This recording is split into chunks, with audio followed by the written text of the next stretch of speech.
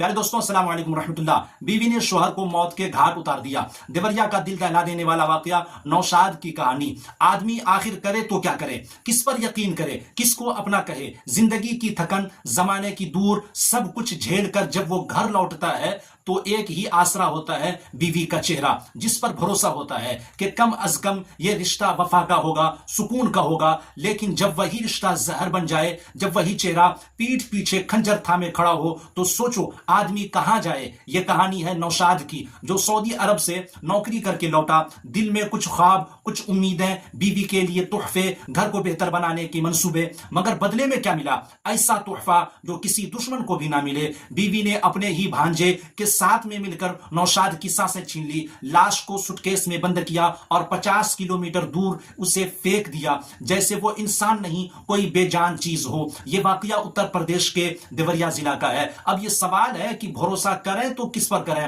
جب گھر ہی محفوظ نہ ہو تو پناہ کہاں ملے؟ جب اپنوں سے زخم ملے تو غیروں سے کیا شکایت کریں؟ یہ صرف نوشاد کی کہانی نہیں، یہ سوال ہر اس شخص کا ہے جو محبت میں وفا ڈھونڈتا ہے مگر بدلے میں بے وفائی پاتا ہے۔ نوشاد تو چلا گیا لیکن اس کی کہانی ہمیں ایک سبق دے گئی۔ ہمیشہ بھروسہ کرنا خوبصورت ہے مگر آنکھیں بند کر کے بھروسہ کرنا یہ خوبصورت نہیں۔ ویڈیو کو لائک کریں، شیئر کریں اور چینل کو سبسکرائب کرنا نہ بھولیں۔